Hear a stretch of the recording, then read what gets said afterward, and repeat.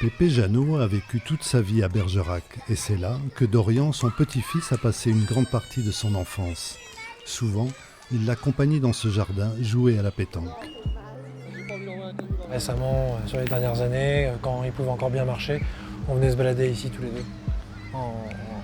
Même avant qu'il rentre à l'EHPAD, même une fois à l'EHPAD, on se baladait ici. Dorian est photographe de métier, alors quand sa mémé et sa tati disparaissent et que son pépé reste seul, il se met à le photographier. J'ai fait des photos et j'ai écrit parce que sans réfléchir, c'était un peu ce qui m'a permis d'être là, de faire face, de comprendre, de me mettre à distance. Il m'a raconté beaucoup d'histoires, il m'a chanté des chansons que j'avais jamais entendues. On a passé du temps à jouer ensemble, donc on a encore partagé des choses aussi. Dans l'espace-temps particulier qu'est l'EHPAD aussi. Les 3 dernières années de la vie de Pépé font aujourd'hui l'objet d'un livre qui relate les moments partagés entre Dorian et son grand-père vieillissant.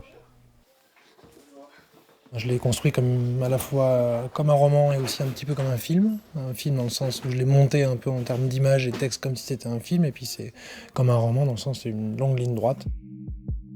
Les questions de vieillesse, de disparition, de mort, d'EHPAD, toutes ces questions médicales se racontent en marge des photos, en marge de certains textes. C'est une chronique intime et familiale. Je suis resté sur Pépé. Et si ça s'appelle Pépé, c'est certes un hommage, mais c'est aussi parce qu'il s'agit vraiment de lui, de nous. Pépé, décédé en octobre 2017, a été complice jusqu'au bout du projet de son petit-fils.